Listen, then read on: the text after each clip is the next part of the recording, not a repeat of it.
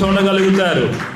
ప్రియమైన వాళ్ళరా, ఈ రోజున బాప్తిసాలు పొంది 10 ఏళ్ళు 20 ఏళ్ళు 30 ఏళ్ళు అయిపోతుంది. నా భార్య ఇంకా లోకంలోనే ఉందండి, నా భర్త ఇంకా లోకంలోనే ఉన్నాడండి, నా పిల్లలు ఇంకా లోకంలోనే తిరుగుతున్నారండి.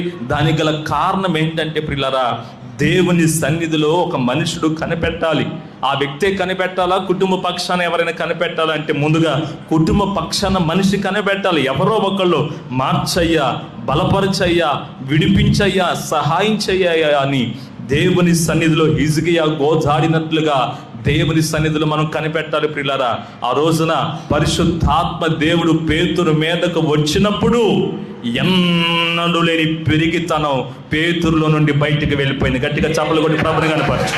హల్లెలూయా. ఎప్పుడు భయం భయం భయం భయం భయం భయం భయం భయం భయమే. ప్రభు ఉంటే రెచ్చిపోతాడు, ప్రభు లేకపోతే భయపడిపోతాడు. ఎవరు మాట్లాడండి? ఎవరండి? పేతురు.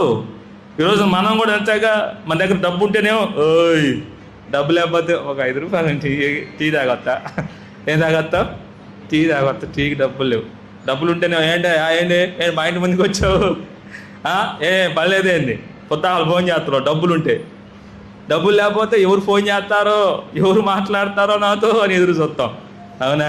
ప్రియమైన వాళ్ళ డబ్బున్నా లేకపోయినా భార్య పిల్లలు కుటుంబ వ్యవహారాలు ఏ మన జీవితంలో ఉండకపోతాయి. అయితే మన జీవితంలో ఎల్లప్పుడూ ధైర్యం మనతో ఉండాలంటే పరిశుద్ధాత్మదేవుడు మన మీద నిత్యము నడిపిస్తూ ఉండాలి. ఆమేన్. ఆత్మను పొంది అనుభవంలోనికి రండి. ఆచార భక్తిని విడిచిపెట్టండి. అర్థమవుతుందా? సోమరితనాన్ని, బద్ధకాన్ని, నిర్లక్ష్యతని, దైవ సన్నిధి పట్ల అవిధేయతను వాటిని విడిచిపెట్టండి. ప్రియమైన వాళ్ళ ఏదో ఒక రోజున మనం అనుకుంటాం మన భయమే మనల్ని సగం చంపేస్తుంది. అర్థం కాల? మన రోగాలకు కారణం మన భయమే, మన అపజయాలకు కారణం మన భయమే.